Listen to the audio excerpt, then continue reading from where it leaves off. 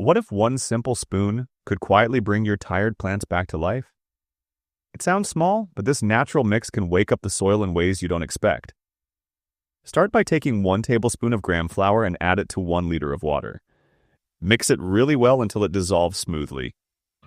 Gram flour is rich in natural nitrogen and proteins, which help strengthen plant growth, improve leaf color, and support healthy root activity. Now, let the mixture sit for about 30 minutes. This resting time helps release nutrients into the water, making it easier for plants to absorb. Once ready, you can use it in 2 simple ways. First, pour a small amount directly into the soil around your plant. This feeds the roots and improves soil life. Then pour the remaining liquid into a spray bottle and lightly mist the leaves. This helps plants absorb nutrients faster and can give dull leaves a fresh, healthy look. Use this mix once every 2 weeks.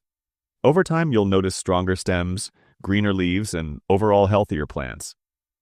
Sometimes it's not about doing more.